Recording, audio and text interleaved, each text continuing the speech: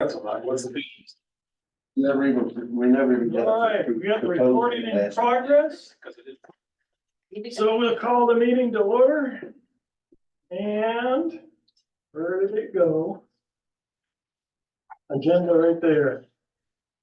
We have a quorum. We can go ahead and make you a voting member tonight too. That'd be fine. And the first thing up is approval of the minutes, November 27th. Yeah, we haven't had a meeting for a very long time. Okay. I wasn't here. I looked over it and I didn't see anything goofy. No. Good to me. I move that we accept the minutes of November 27th, 2023 as written. Second. Any discussion? All in favor, say aye. Aye. Any opposed, say nay. Moving on, old business of land use, we have none. Development review, none. New business, land use, none. Development review, none. Short meeting. What's that? Short meeting. It's a short meeting, You're skating. so far, so far.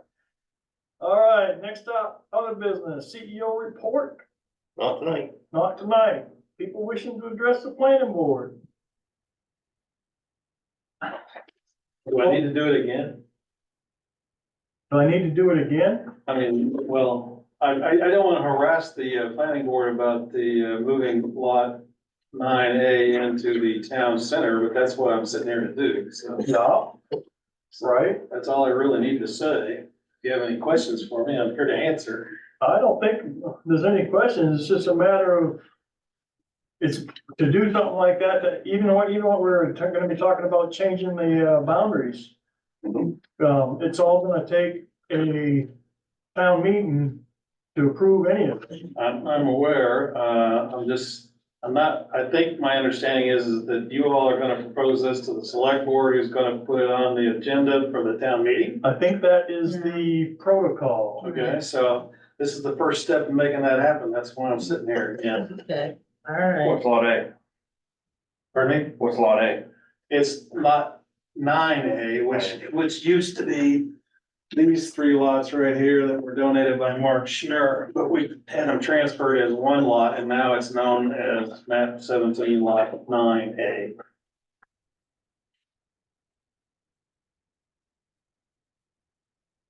We certainly can make a request and we'll see where it goes. And if they decide it wants to go to a town meeting and make it all Well, I happen. mean, I know that Isabel and Lauren know this, but I mean, it makes a big difference. Sure As to how many I mean, it makes a big difference about density of affordable housing units for two reasons. One, inside of a town center changes it, Right, and inside a town center under LD 2003 really changes it.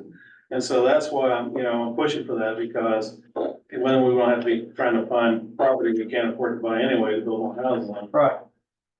Yeah, Rick, it probably would help if you or I submitted a letter to the, I don't know, select board and the planet, or I don't know, to state your rationale, because we're gonna also, in addition to that, recommend that we update the two maps to have the boundaries along property lines, not resource protection zones. So when's this going to the select, and when, should I make this letter out to the planning board, CC and the selectmen, or should I make it to the selectmen directly, I think select board.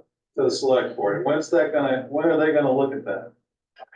When do we give it to them? We give it to them, Yeah, When we get it back from the lawyer. is that, do we have to have that reviewed too? I guess we probably, I don't know that we do. I have no idea about lawyers, but I mean, I know that for the LD, whatever it is, I'm looking for a time frame to submission, for a letter submission. when is the next select board? that's not changing any ordinances, Is that's it next changing boundaries. Wednesday, select board? It is the 17th. So we'd have to hustle to get it onto next week, but we could we Well, I mean, it could, doesn't you go- write a letter, we can write a letter saying we want to It adjust. doesn't go to this town meeting until July, so it doesn't have Yeah, to be town meeting's probably gonna be June this year. June. Well, I mean, so it's not like it has to be the next, But Right. there's 3 select board meetings this month. There's another one on the 31st as well, so. so why don't I get it done by then? Is that gonna be all right? Okay, all right, then we'll Yeah. get our. You know, what we all have to consider is that I think there has to be 2 informational meetings before the select board can make their formal vote on this proposal, Oh, and then it gets included on the warrant. So your letter, and the same for me, what I'm advocating, we all need to have our ducks in a row sooner rather than later, so that we make this argument with you tonight, you make this argument with the select board. The select board then says, okay, let's have our informational meetings now. Correct me now if I'm wrong about this. I'm not sure how many informational meetings there. Yeah, I think it's 2 that are separated by. So some number of basically, you're days. saying you gotta present this whole thing to them 2 times probably, or. Well, they have to present it, well, I don't know about the select board, we may have to go out to them twice, but yes, they have to go to the public twice before they have their final vote on Oh, this issue. so it's gotta go to the public twice before it goes to an actual. Well, it's not town a meeting? vote for the public, just an informational meeting. Right, I remember those, we've seen a few of those. Yeah, And then there has to be a public hearing as well. I don't know that, you may be right. That's after the select board. When we're ready to take everything to the select board, we have to have a date in mind for a public hearing. That's not the town meeting? No, we have to have one just Before on that. it. Okay, But okay. that's something they can't vote, I mean, it's not a vote thing, a public hearing is not a No, vote thing. it's just, I don't know the difference between an informational meeting and a public. Janet can tell us all this. Yeah. okay. But An informational meeting is just basically for whatever the select board or the planning board or IESC or anybody to present what they're proposing to the public. The public hearing is where the public gets to look at that same information and make commentary if they want. The informational meeting isn't really for public commentary, the hearing is. Okay. Good. Right, because we had some going back to the dock, the swim dock, there was some informational meetings and then there was a public hearing. Right. And Good, I understand the distinction now. well, it's, even so, I mean, for changes to the ordinance, for changes to boundaries and the, town centers, it's all gonna have to go through town meeting. Yeah. In my understanding of things. Yes. And to get on the warrant, it has to be done before June. Yes. Okay, Ideally, it should be in the town report or on the agenda for the. Yeah. with all that, was that helpful? When do you want my letter? ASAP. Yeah, ASAP. All right. Then we'll try to get our stuff done. All right. Totally good. And Tom, thank you. Okay, where are we? Oh, this. I think we're at correspondence. correspondence, we don't have any, we got committee reports. And then the next thing, I'm gonna cut off committee reports, anybody wanna share one, that's fine. But then we're into additional business where we review and note changes on the land use and development review ordinances and then discuss town center boundaries. Which would include what you were talking about. So, committee reports? Mhm. Okay, review and note changes for the land use. Talk us through it. All right, so, what we've been doing is conducting, a subcommittee has been reviewing the proposed legislation or the legislation LD 2003 and what the town needs to do to implement it.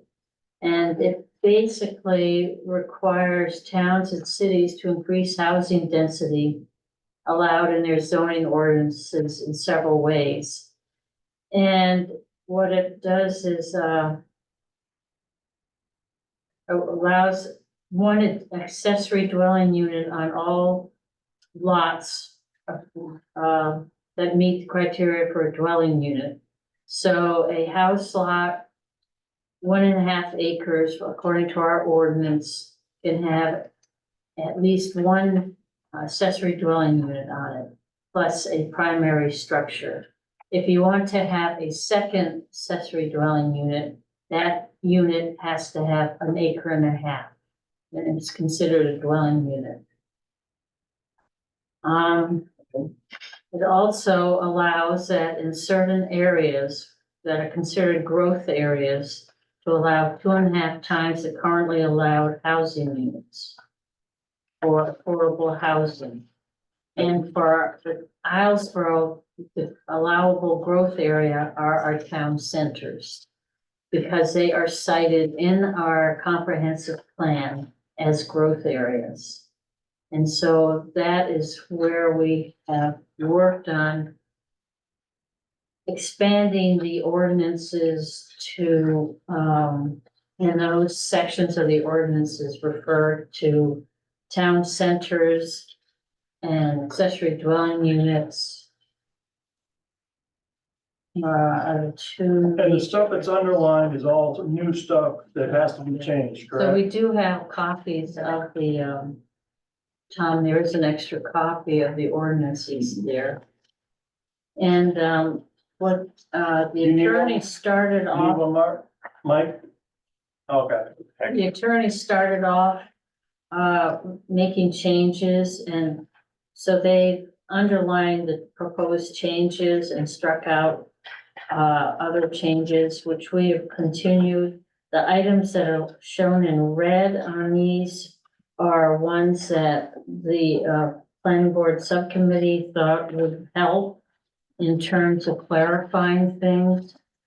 So starting off on the first page of the handout, under town centers, they have made a change that minimum lot size, notwithstanding anything in this code to the contrary, residential lots within an affordable housing development as defined in this chapter and subject to the performance standards contained in 125-61, that's a section in the land use ordinance, or new section, shall have a minimum lot size of 8,000 square feet per dwelling unit.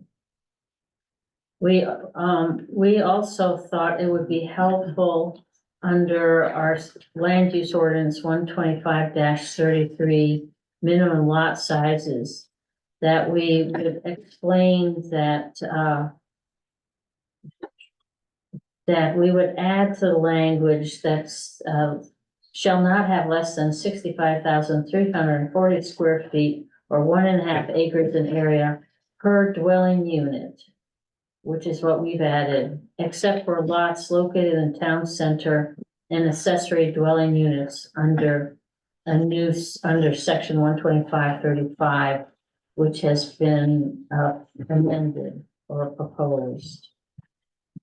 On page 2, we go to affordable housing developments, and this is all new language under LD 2003. And basically, the intent of that legislation is to increase density within known growth areas, identified growth areas of a town. And so it's a very detailed, one thing that we have modified based on the language of the, I've been put in red, or maybe I don't know if I have to put in red, but under 125-61.1B, that for number 1, it says that remain limited to households at or below 120% of area median income at the time of initial occupancy in the case of rental housing. Based on advice from the Islesboro Affordable, I've lost it, IAA. Property IAP, that they suggest that 120% is allowed for island affordable housing, rather than what the original LD 2003 says 80%. So we've just updated that for according to the island housing. Has the lawyer seen that yet? Yes. And he's okay with it? Yeah, All right. yeah, So where it says 120%, the LD 2003 says 80%? It says 80% for rental property, Yeah. 120% for, private or sale property, owner properties.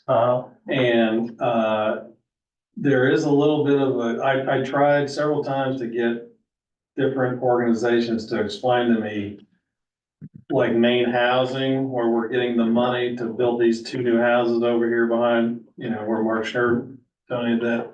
Maine Housing is allowing us 120 AMI for rental units there. And under LD 2003, it says 80% AMI for rental units.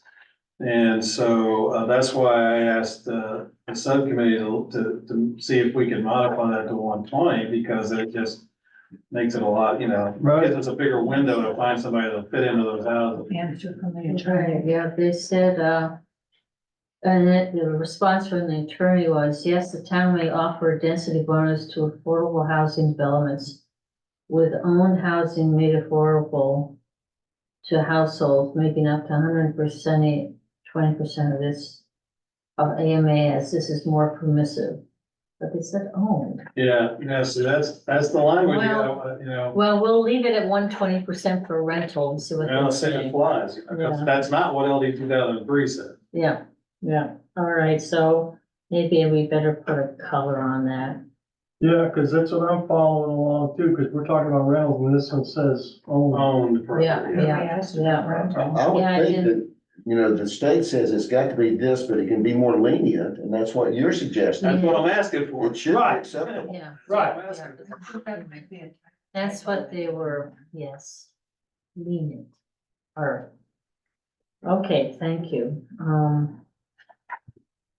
okay, All right, so then we just continue on to page 3, and there's more details in terms of septic, water, and all that under affordable housing.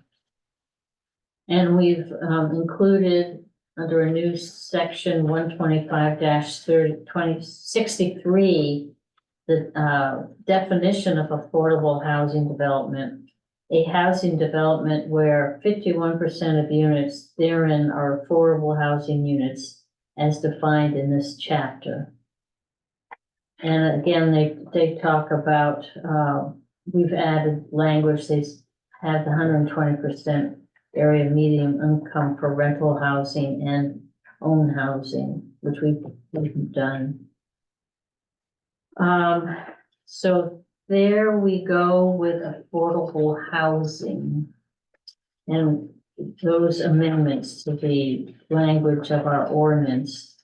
And now jumping ahead to our current ordinances, accessory dwelling unit section, 125-35.1. We have included under the definitions, under the first A, that we had changed the language, and this was non-mandated, saying including rather than such as a kitchen and sleeping area and bathroom. It's just it's just seeing projects come through, it's just easier if we have more clarification in the language for us to work with than vagueness. And then the attorney suggested adding C about tiny homes. So tiny homes come under different language and actually have to meet the 1.5 acre dwelling unit criteria to occur. They cannot be considered ADUs. Okay, on C, it says may be permitted That as. may be ADU. permitted as an EDU. Hmm. Oh, I thought we said that they couldn't be. Oh, this is so. There's no awful. reason why they couldn't be. Yeah, sorry, guys, I was mistaken. They can be ADUs. I thought that they would sound that they couldn't be. All right, never mind. We'll leave that one. All right, and D, at least one accessory dwelling unit must be allowed on any lot where a single-family dwelling unit is a principal structure. Oh, and, oh, it's on the next page. We have some major changes under our current ordinance. On page 5, we have eliminated minimum lot size and frontage requirements, which makes sense. We don't have to meet those criteria other than septic and water. The other major change, where does it get crossed out? Well, we'll find it somewhere. On page 5, there's something crossed out. No, it's, yeah. At any rate, we're providing more detail about the second ADU must meet dimensional area and setback requirements of a dwelling unit. And it can meet the, it can also be added to a lot that's a not conforming lot as long as it does not increase the nonconformity. And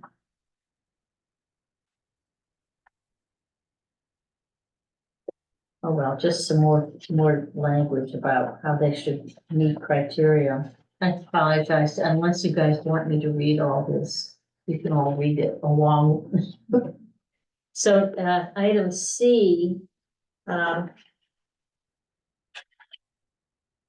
have to be a minimum of 190 square feet in total floor area and may not exceed 800 square feet in total floor area. And that 190 is mandated. Right. Okay, as an ADU, 190 Mhm. is a minimum. Yeah. And what is a tiny home that we say can be called an ADU or permitted as an ADU? Tiny home could, say on an 8x16 trailer. Yeah, it's tiny, tiny. I A know. tiny home is, What is that? does not exceed 400 square feet in size, is a tiny home.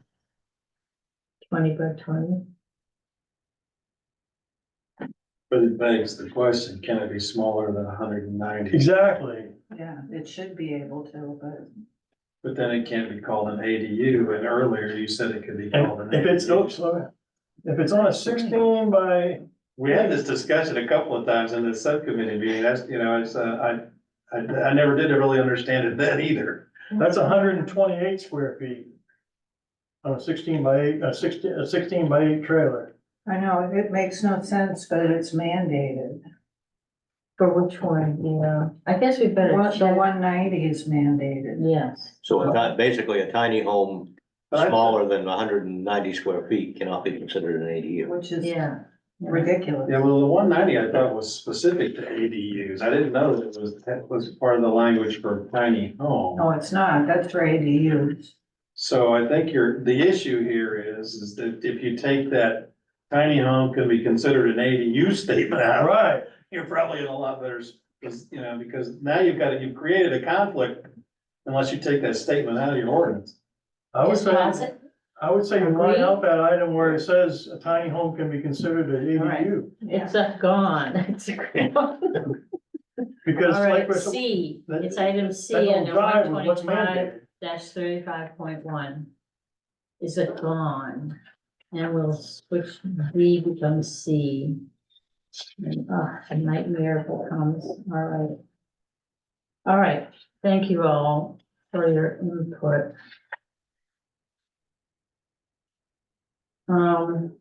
So then dashing forward onto page 6.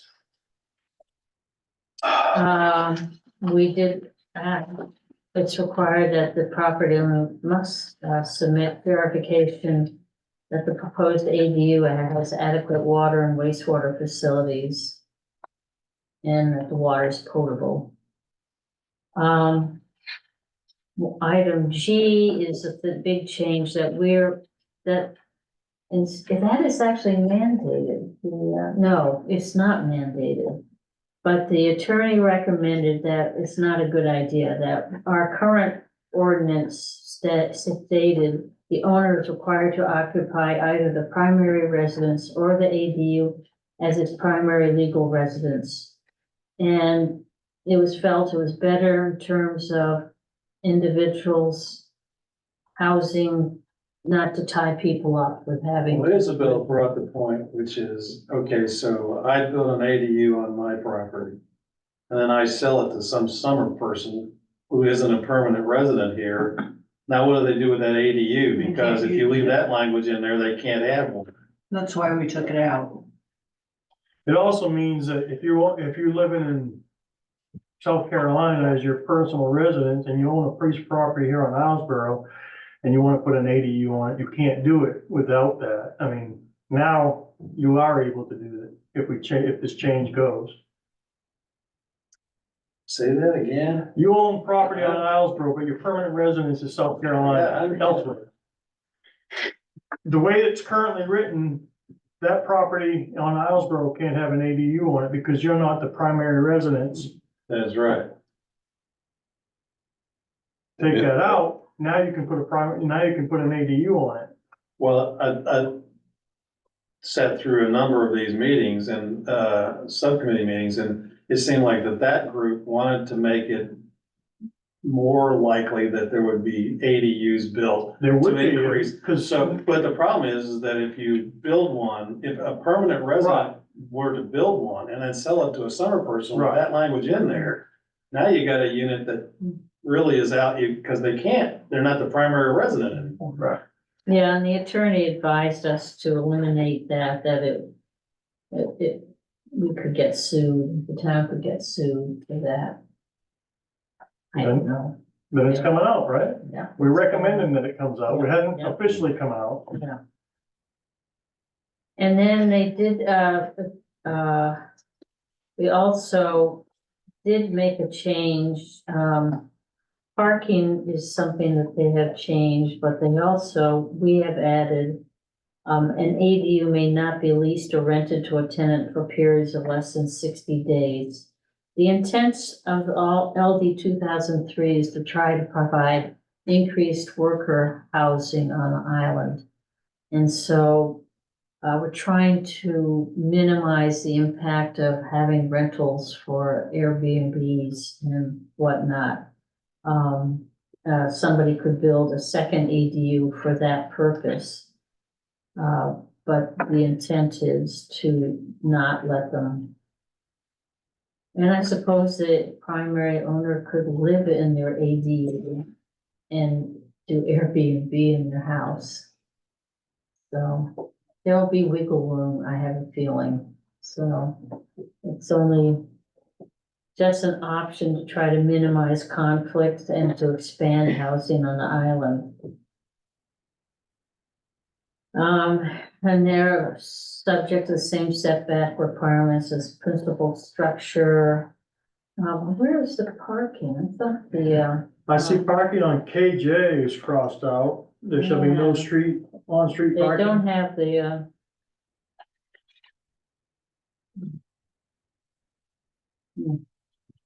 I think,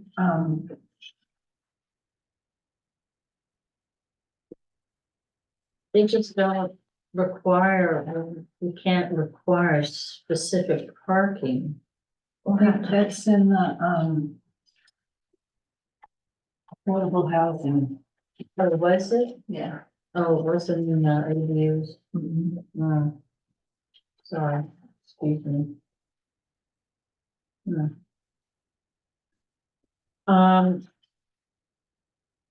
And so they have to comply, ADUs have to comply with shoreline zoning.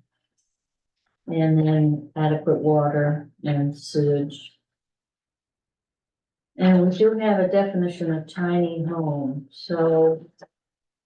Tiny home is the statute, so we can keep it in the ordinance if somebody comes forward proposing a tiny home. I don't know if it's referenced anywhere else in the proposed changes. We may want to check to see tiny homes. Where the. I'll let This the doesn't attorney- say anything about the 191. What? 191 square feet minimum. It doesn't say that in that red stuff on my copy. No, it Oh, just, and it says tiny it home can't, is it just- says it can't It says it exceed can't 400. exceed 400 square feet. Right. So, again, I think if you just strike that sentence about tiny homes being ADUs out of there, you'll take your conflict away.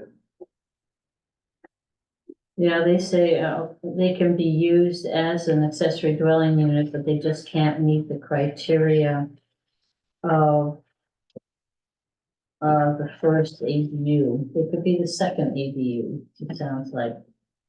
They have. I don't, that's, The second ADU is not an ADU, it's a dwelling unit. Right. There can only be one ADU. Yeah. All right. Can you see the smoke coming out of my head? All right, not through mine. all right. I don't know how many times I read this and I forget it. All right, I apologize. All right, so now on page 8, we're getting into non-mandated items proposed and recommended by the groundwater committee based on the fact that the island is regarded as a single source aquifer, meaning that the only source of water we have is from precipitation. And that individuals have to be cognizant of the fact that their use of groundwater is limited and they will affect their neighbors if they discharge abundant quantities of water or they pollute into the groundwater. So our first item we're proposing to include it under under our existing section water quality, which actually only has item A in that section. And we're adding, first of all, geothermal heating systems, in which we define the various components of geothermal heating systems. And that we then, under regulations, only that open loop systems shall be prohibited because there's a higher chance of contamination with groundwater with those systems. And that horizontal and vertical closed loop systems shall be permitted because they are closed and do not interact with the groundwater. Should that be CEO approval? Did we talk about that, Dave? Yes, we did. Yeah, you're talking about whether it comes under, Yeah, that would, Be under It- plumbing? it would kind of cross, it would be a little bit of both, But you, but yeah, that would be a me thing, yeah, not necessarily in your guys's wheelhouse, but, Yeah. you'd know when a system was going in. right. yeah, I don't know if we stated in here that it's you or. I mean, the only, if you want to keep track of them and who's putting them in, then the only way to do that really is to have them have it required that they have a permit. Require a permit, Yeah. one. Right. So, so we need to say permit required? Yeah. Yeah, CEO permit required. Yeah, all right. We'll put in an H, CEO permit required.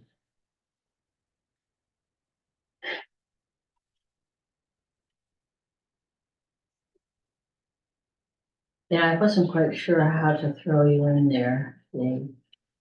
And if we have to update your section in the ordinance, Yeah. maybe. Well, that would be an addition in the duties or whatever it is, or the graph. Yeah, Yeah, That would have to be an addition because we don't have it in there right now, geothermal. yeah. so you'd have to add that to the, Yeah, and I think this next one as well, next item was C, groundwater withdrawal.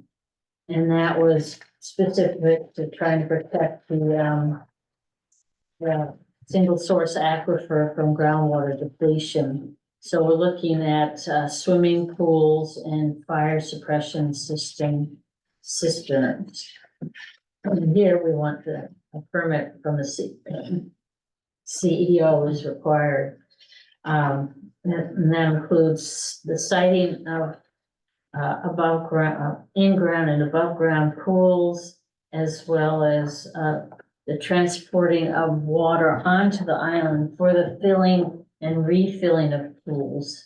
And that people should not fill their pools from groundwater. And that discharging, this is, I think the attorney will have to look at, see discharging water from swimming pools. There are no regulations by the state on discharging of water. I think we could keep it. That would be One almost and two. impossible to I was enforce. gonna say, how do you enforce this? The only, my suggestion to that would be if they're coming to me for a permit Oh, to yeah. have the, Yeah. to install the pool, I would have the information for them there. All Here's the right, proper so way I'm to gonna make drain your the pool or an whatever. addendum, You can suggest, but I don't think you'd ever be able to yeah, mandate addendum that. to, Yeah. Do what? A really loud bilge alarm if they start draining it. You gotta have an app for it. and then fire suppression system cisterns. We indicated that they should comply with subsurface rules for setbacks. And that, again, filling and refilling should be from off-island sources and a permit from the CEO. So every year when we drain down a pool or as a caretaker, which I don't do anymore, but we drain down a pool, there's discharge going out onto the ground, and then in the springtime, we gotta fill it back up. And like I've said in the past, and I don't know if anybody else has seen it, but garden hose filling up a 30,000 gallon I pool. don't know. So if their neighbors' wells go dry, they'll be paying for their neighbors' water. I don't know how. I think it's a common practice. Do you? I don't, no, You don't know because you don't caretake for people with pools? no.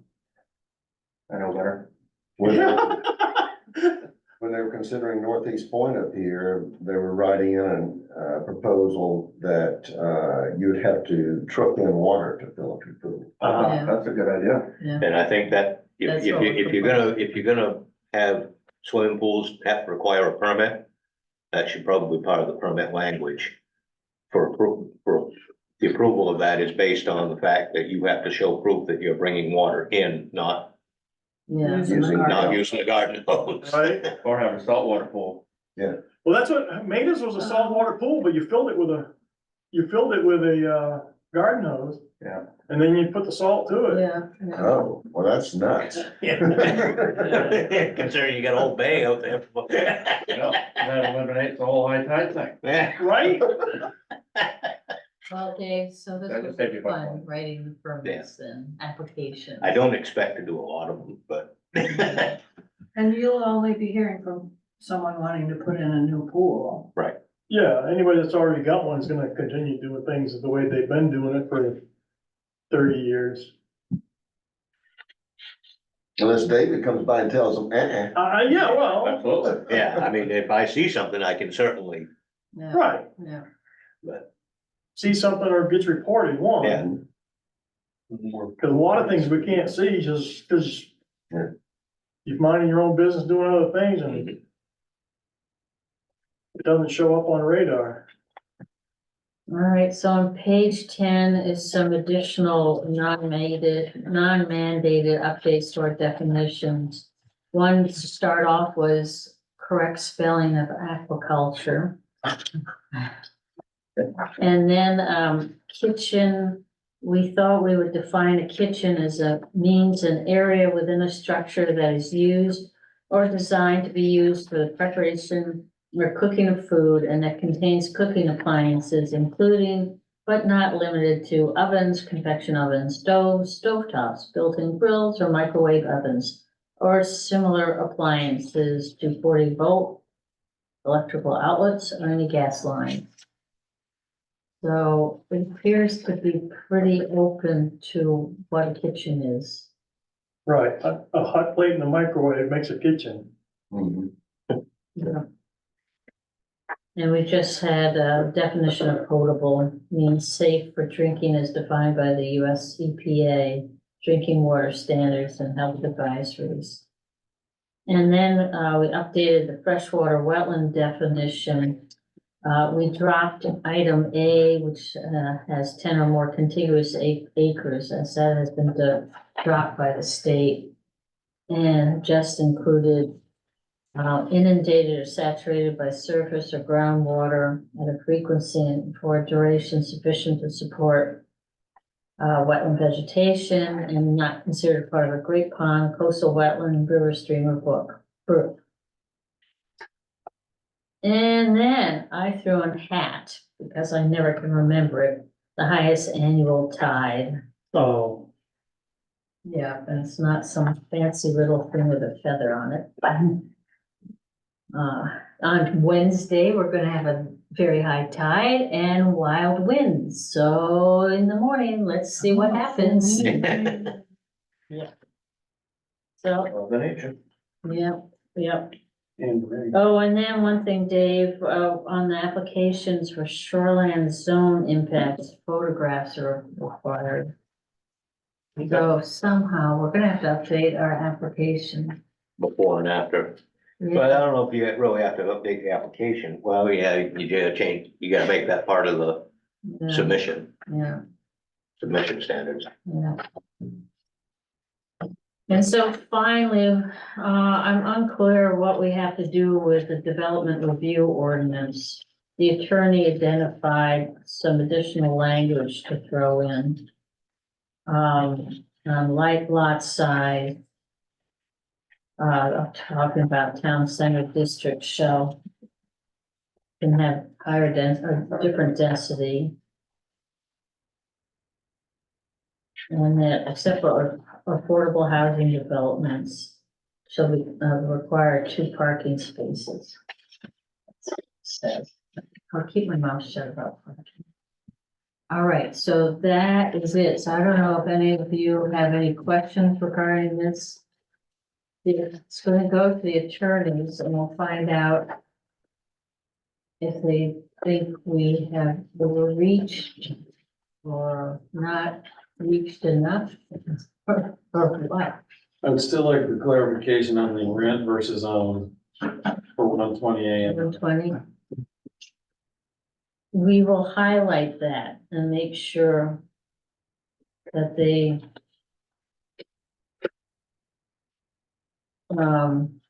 is that okay? Thank you. All right. so what did you just do on where? What, 120, yeah, that was just that whole thing about on page 2, Page 2, yeah, item 1, the 120%, 120% of area median income for rental housing. yeah. That, and there was also, where are we? In this, did we already cover moving the boundaries to property lines? Or No. that's not in this section right here, is No, it? no, it's not. It's a separate item, Separate item. yeah. So, The separate item would be to move the property line, move the boundaries to the property lines and, whichever has the more stringent, ordinances. Yes, district will have right, rules, regulations. right, but that, then also add in to the Yeah. boundary line. Mhm. I don't think we have to put in the language that most restrictive, that's already in the ordinance. Right, it is. Yeah. So for moving the boundaries, do we have to have two, informational meetings for that as well? I would have to check, but I would think there would have to be at least one. Well, I think when we're talking about moving boundaries, one, they have to have, a butter notices sent out, one. Oh, right. And that's before a public hearing. Yeah, A butter, and that's gonna be a lot of certified mail going out. Yeah, it is.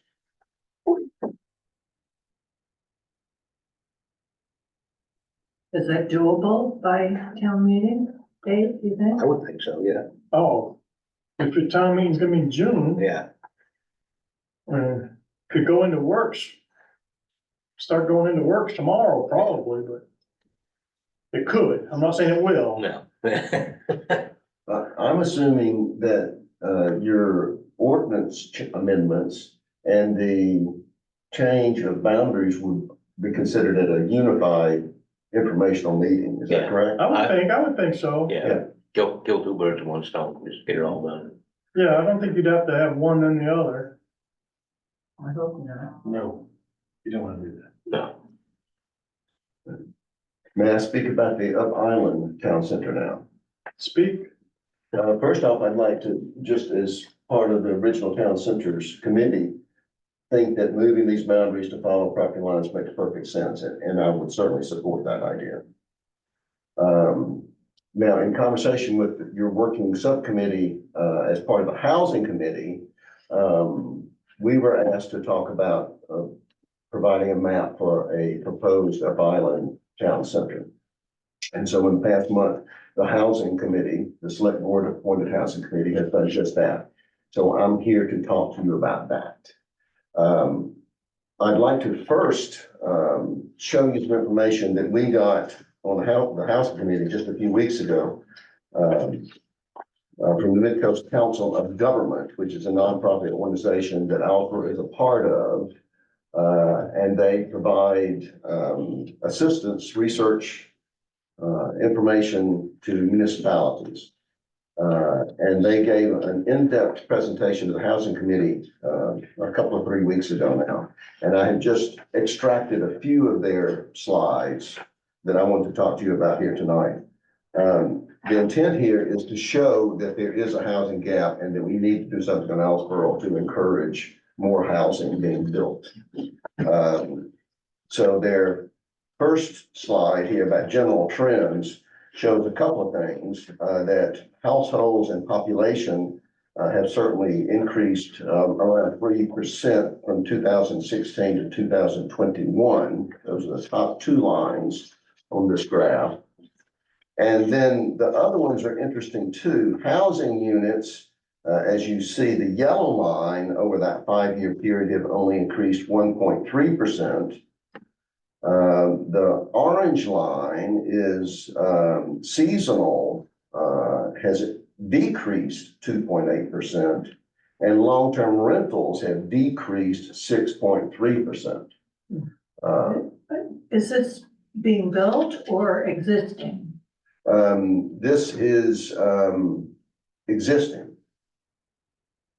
Well, that would include new stuff too. It includes the whole housing stock. Either As of- existing or added to at this time, 2016, 2021. And these people have done what I always wanted to do. I've done a couple of informal surveys over the past 10 years about housing, but they were quite informal. We've all heard anecdotes that we need more housing. You've been in this conversation for a decade. But these people actually went and had the time and money to look at transactions, real estate transactions. They studied the VRBO and Airbnb listings and how many of those had been utilized in the area. They took census information. They used a lot of good data to come up with these compilations of trends. So their whole idea is trying to tell us, as we already thought, that we need to build more houses. Any question about that first page about general trends? You know, it's really telling us that importantly for us, that long-term rentals have decreased. We need more of them.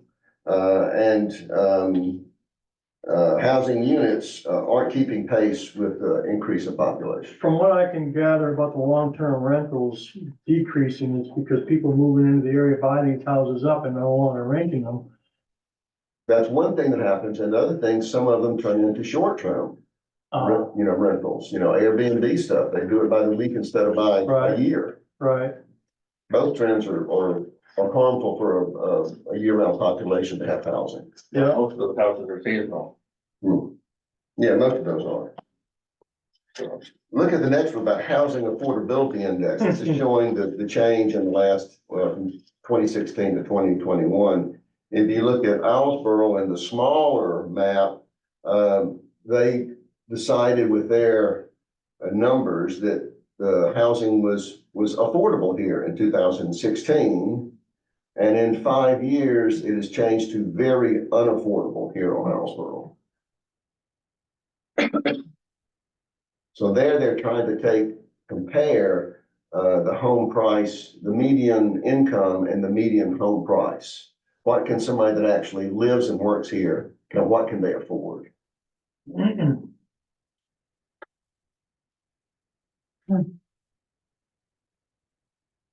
That's demonstrated a little bit more numerically on the next page. And it talks about that housing affordability index.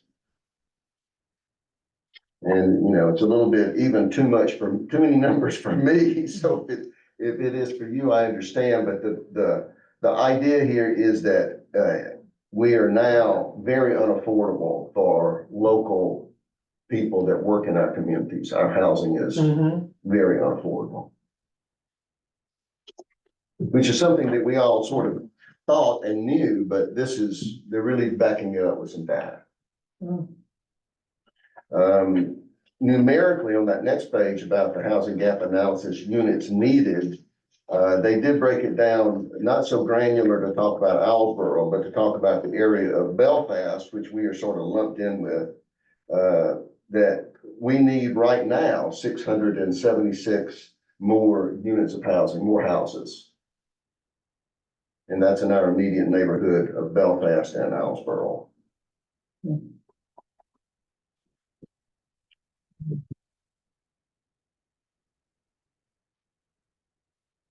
This final graph about housing gap analysis income distribution was quite interesting to the housing committee. We know that Islesboro Affordable Property has done an excellent job in providing housing units for what are considered lower income, but it's not even that anymore. It's even middle income. What's your?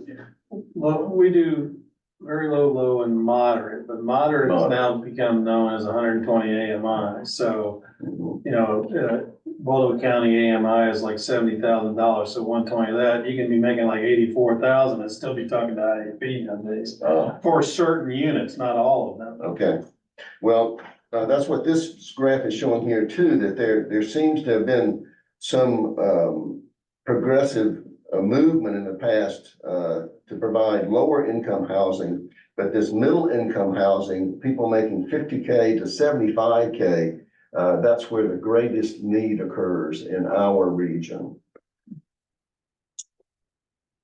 For us on the housing committee, we talk about workforce housing. We're talking about people that are successful tradespeople making a good living, and they still can't afford to buy a house here.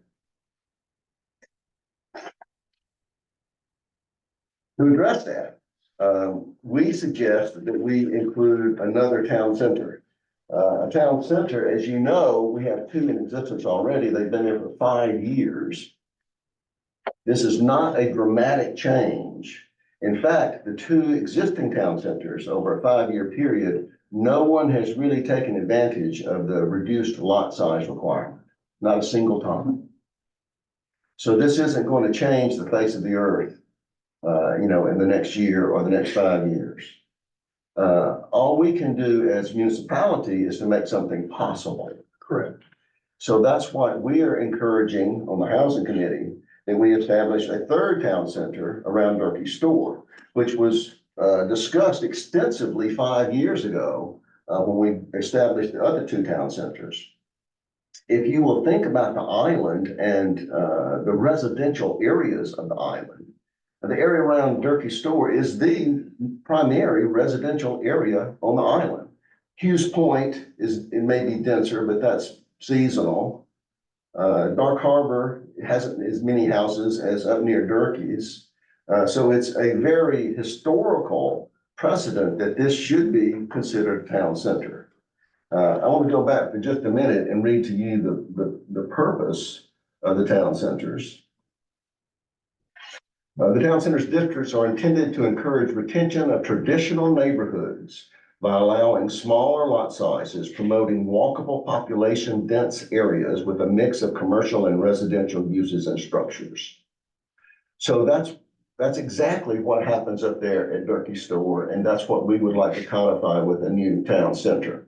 As Rick has already said earlier, if you are included in town center, then doors open as far as having an ability to build population dense areas. Whether we like it or not, the island will increase in population. We need to just be more proactive so that it happens in a way that is palatable to us. So here's what we propose. That last page on your packet is this town center. This is a proposed town center around Durkee Store. Durkee Store, for some reason, doesn't show up as buildings on this thing. I don't know why Well, not. you can just barely see Yeah. them. It's You just can barely gray. see some there? Yeah, Yeah, I think we drew those in with Oh, pencil. really? Anyway, that is Durkee Store in the top corner there. The main road is running north and south on this drawing. That's Writers Cove Road that goes off to the right, and Durkee Store is right in there. That little piece across from Durkee Store is part of that lot where Durkee Store sits. So we're Are we talking here? yeah, Durkee Store's up there, Very top. right there in that corner. So the dirt road, oh, okay. So this would be Ryder, Yeah. Billy Shore down here. Okay. Yeah, get Okay. yourself oriented there. Yeah, and there's that dirt road that goes out across from the All Writers right. Cove Road. I'm oriented now. Okay. So this includes everything down to the Keller Point Road, which is what is down at the bottom of the district. So there's, you turn left, if you're coming from Durkee Store, you turn right, go down to Keller Point Road. So we're including all the lots there on the west side, and on the east side, as you can see, we're including all these lots that front on the main road. And one of them actually has a little corridor that goes back there to the Writers Cove Road. We've had quite a bit of discussion about how extensive this district should be. If the intent here is to provide the motivation for some possible housing being built, workforce housing, then we wanted to include some of these larger lots of property, some of these larger parcels.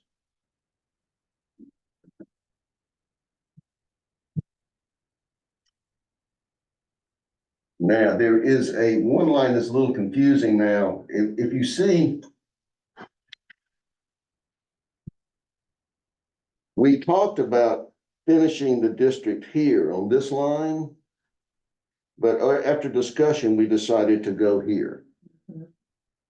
Again, being more expansive rather than less, having more opportunity for more landowners to have the opportunity to build a duplex or a 4-unit apartment house.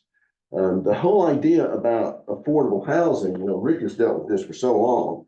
For this workforce housing we're talking about, we would like to have the capability for someone to own a smaller lot, possibly have a duplex, so you have one shared septic system, and suddenly your basic prep for your house goes down significantly. And maybe that would make it affordable for more of our local tradespeople. Right, providing everything goes as planned, Yes, all you're doing is exactly what we did before, is providing an opportunity, and if somebody doesn't take advantage of that, there's nothing we can do about doesn't that. change anything. Just to refresh your memory, this is what happens in a town center. Residential lots, on public sewers shall have a minimum lot size of 20,000 square feet. If you don't have a, public sewer system, you can still go with 20,000 square feet, but we have some other restrictions about, sewage and wellheads, a 200-foot separation between, septic system and wellhead. But that's the basic change, is that rather than being, an acre and a half, 20,000 square feet is a little bit less than a half an acre. It's about 4.48 of an acre or something. So that's the main difference about being in a town center or not. Again, it doesn't force a landowner to do anything. It just allows them to do more with their property than they would if they were in, the regular district. Right, And again, this won't change the face of the earth. Nothing has changed here in 5 years because of this same ordinance being applied there. right, We're just trying to allow someone someday to build some houses. right. And this has nothing to do probably with all this, but I wasn't here for the whole Northeast Point, drama scene. Yeah, And the reason that went through what it did, that wasn't affordable housing anyway. No, It was more of a subdivision for higher end houses. that would be a gated Those were community. estate lots and. Estate laws, State law. Yeah. It was very different. yes, very different. One thing I do want to note that, with your ordinance change that you've already worked so hard to produce, your suggestion that we move these lot lines to, the boundary line to follow lot lines. Right, Adopting another map like this is just changing boundaries. There's no ordinance language necessary. There's no different language whatsoever. right, It's just changing the boundaries of the town centers. So this and that are one piece, no, could be one piece. But still needing voter approval. correct, Well, it has to be approved because it's a change of the map. But in the same way that you're gonna get voter approval of the ordinance language changes, at the same time, there would be a separate item that let the town approve a change in the town center's maps. Yeah, this is interesting, the ordinance doesn't I don't know if it even refers to the maps. It doesn't state, post office in Dark Harbor, that's for sure. just as town centers. I think so, yeah. Does it name them someplace in there? Not in the No, ordinance. I don't think so. No, They're just town centers and they're defined by the maps. yeah. And so.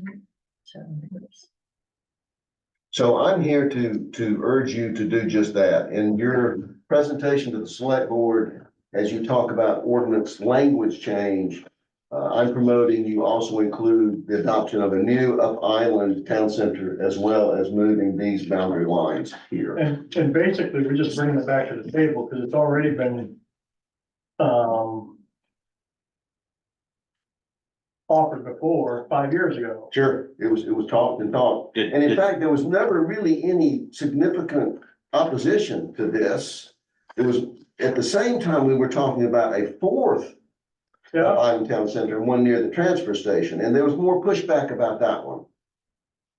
As a result, my committee at that time decided, let's just go with the two down Island.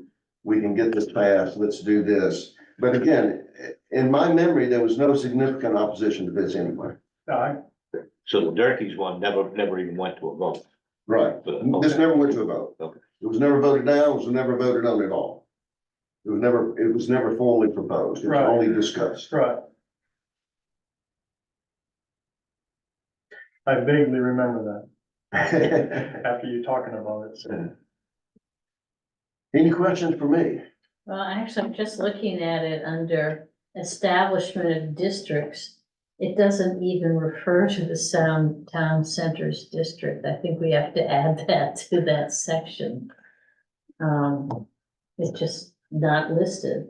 Yeah, It's talking about the big map.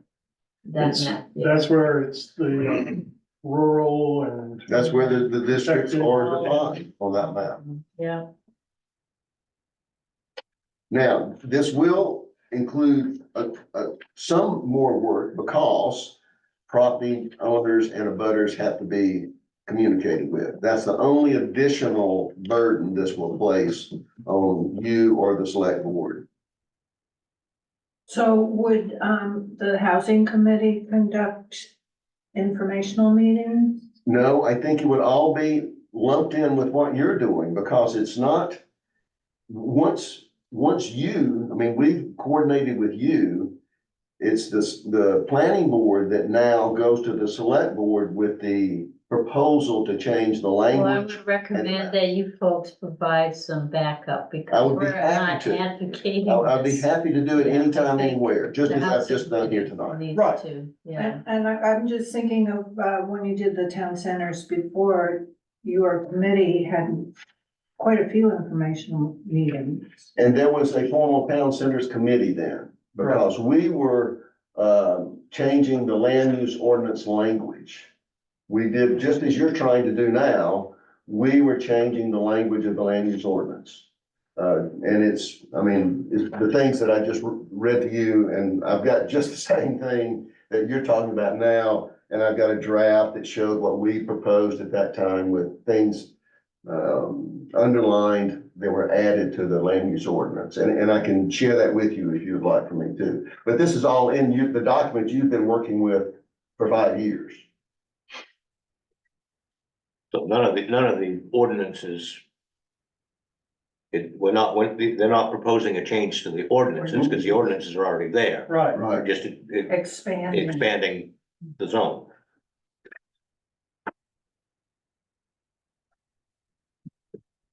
clear as mud.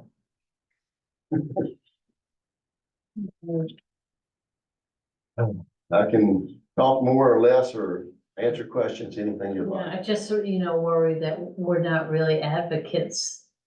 I mean, we know the purpose of what we've done, LD 2003, the state has pushed us on that one.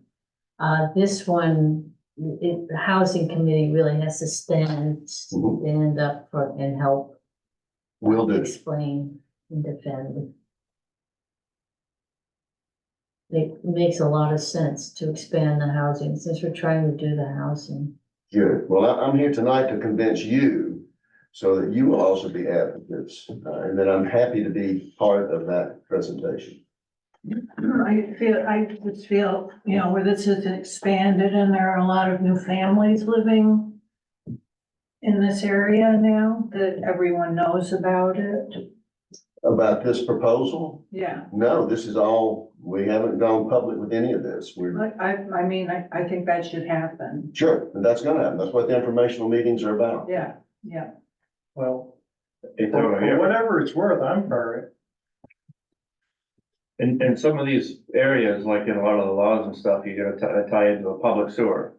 But has anybody ever talked about setting up like a public sewer, Well, like something in Lincolnville that's not very intrusive but well, the way the ordinance reads, if you are, in the district of a public sewer, you must use it. right, But it doesn't require there to be one. Now, it's a little bit of chicken and the egg. If population density increases significantly, then that would probably become an issue sometime in 20 years. But that's nowhere near, we're nowhere near. Because the only place there's a public sewer right now is down Dark Harbor. Dark right? Harbor, yeah. That's right. But like say up where I live or here, if I don't have enough property to put on a Right. acre, to put a well and a septic and all the setbacks and Yeah. things like that, it's just crap soil anyway. Yeah. then what do? You can't do it. So that's probably why a lot of people haven't done anything, because nothing works. So, Well, that's one of the reasons we tried to make this area expansive. So that there would certainly be some perkable lots there. There's certainly some lots, some areas there that could be developed without any sort of sewage problems whatsoever.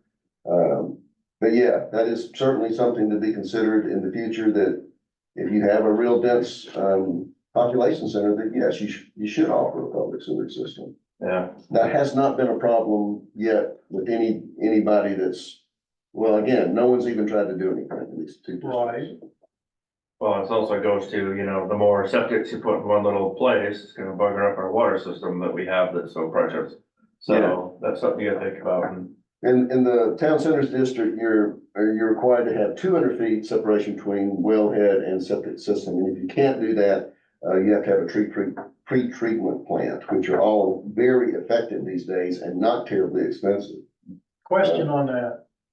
In town centers, it has to be 200 feet, if I recall, and what you're saying is correct, but out in rural areas and stuff like that, it's 100 feet. That's correct. Why the extra 100 feet? Is there a reason for that, do you know? yeah, especially if you can build a house on a half acre, there's not a whole lot of. And what if the neighbors are that close? Yeah, Well, Yeah, you gotta get there before everybody else. why is that? Do we know? I personally do not know what the reason is for that. Cause it was there before you got here. I think. Yeah. It does. That was one of the. I would think it would be the 200 topics for of rural. discussion when we created the town centers, that we wanted to make sure that we, protected our water quality. And so we're more stringent in the town centers than in the general district. I mean, in my neighborhood, all the waters are horrible. Oh, yeah, Just like- So, but if it's all the same aquifer, how come it's not like that for, that's Well, it is one unified aquifer down here, but when you drill, you don't go all the way down into this huge lens. yeah, You get drilled down far enough to where you get enough gallons per minute and then Correct. you stop. So you're getting water that's surface water, but it's been filtered by enough rock and dirt to get to this level. So it's not the same water from his well to my well. yeah, But the mother load underneath it is the same. yeah. yeah, there's a lot of weird stuff, trust me. We have, Well, I know, we got wells that are 300 feet deep, we got wells that are 150 Yeah. feet deep. Oh, absolutely, yeah, Yeah, I mean, it just depends on what it has to go through. right. What's up there to filter it? Yeah, Yeah, I mean, we used to have beautiful water down Hughes Point until they blasted the hell out of the mountain. And now it's horrible down there. The other thing I think you ought to think about is blasting around here, cause that's just horrible. Oh, no kidding. But, yeah, Um, yeah, we always had just fantastic water. There was wells and stuff, that's where the ships used to come and get water. But, Probably the fractures, they're increasing the fractures or Yeah. what the rock well, it's like bedrock. down in Merce, we told them, when I was building the house at first, I was like, don't blast. Because, that's why there's that water tank right there. That was water for a lot of the area. And, if they closed up that vein or something, then, could lose a lot of water right there. Huh. So you gotta be careful what you do. How can we regulate blasting? I mean, right now, we require a permit, Oh, we do. yes. Yes, Let's I don't- look at the neighborhood too. yeah, I mean, I don't know whether, and there are guidelines that they have to follow, they have, they have to let the butters know if they're within certain feet of the area of activity. But I don't know whether you could tell somebody, no, you can't do that. Yeah. I've always wondered what happened. Right now, they can't get any explosives over here because there's no Quicksilver captain that's certified to carry it. yeah, Hermit's Point. Yeah, Hermit's Point.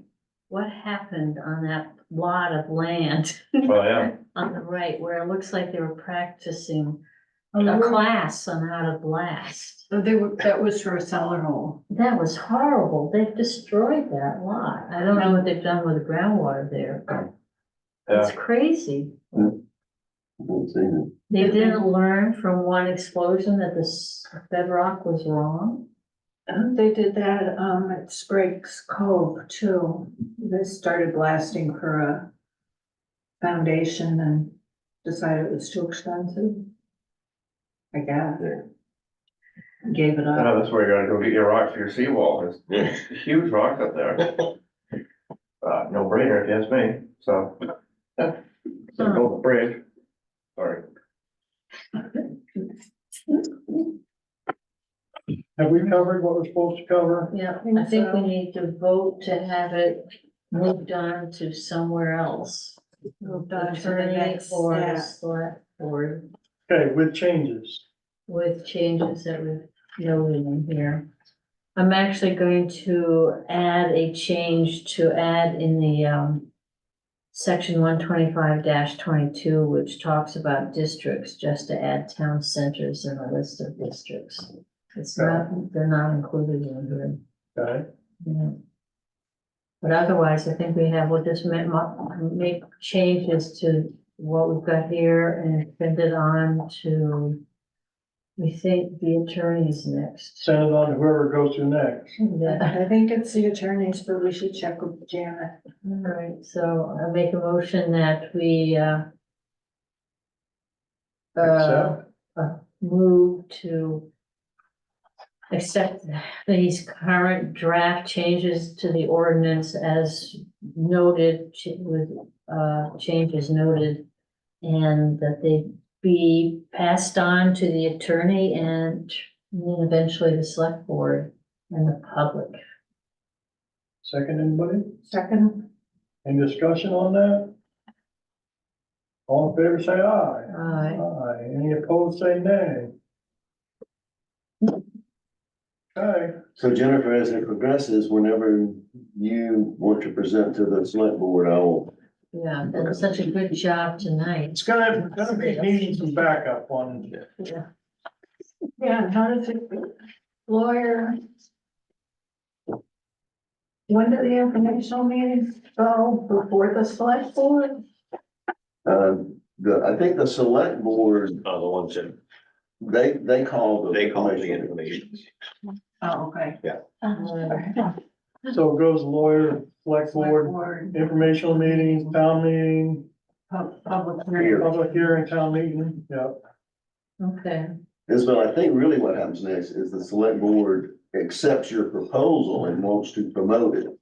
And then they call informational meetings. Yeah. They could choose not to, and just not even promote it. But they will, because the state's pushing us into this.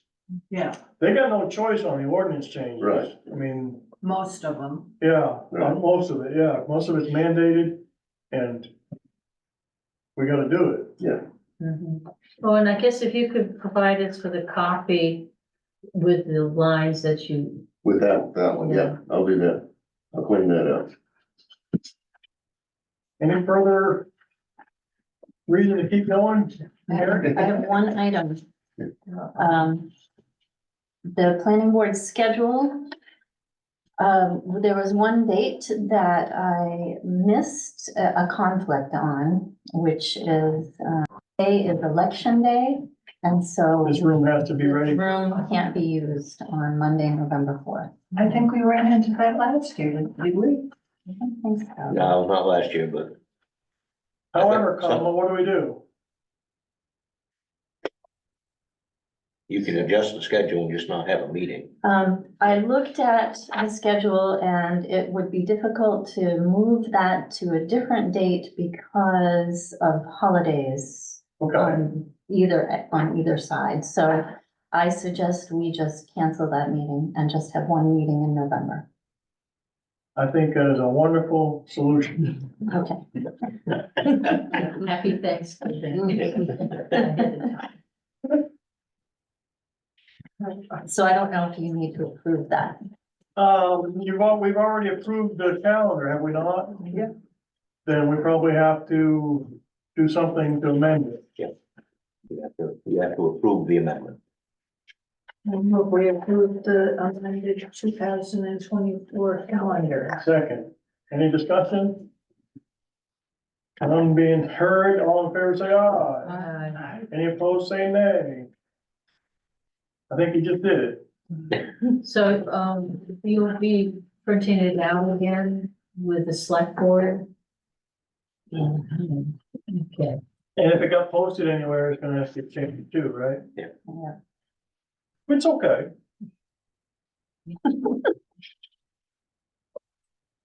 That was job security for you, right? Got plenty of that.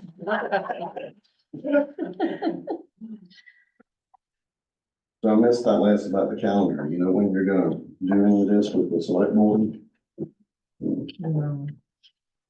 I just have to make these changes. And then I guess we've got to get it to the attorney next.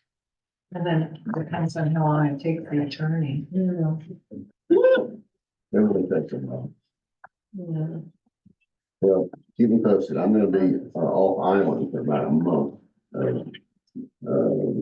February. Yeah, she is too, and I'm off in March. Let's do it all in February time. What? Sounds Sorry. like a springtime project to me. Right? Springtime. Well, thank you for all you do. And thank Thank you. you so much for helping. Did anybody move to adjourn? I'm sorry? Did anybody move to adjourn? Oh, no, we haven't. I'm just stretching my legs, Dave. I'm just stretching my legs. I move we adjourn. My second. Any discussion? All in favor, say aye. Any opposed, say nay. Thanks, Dave. Yeah. It's your committee, but. What's that? I said, it's your board. I Yeah, know. yeah, yeah.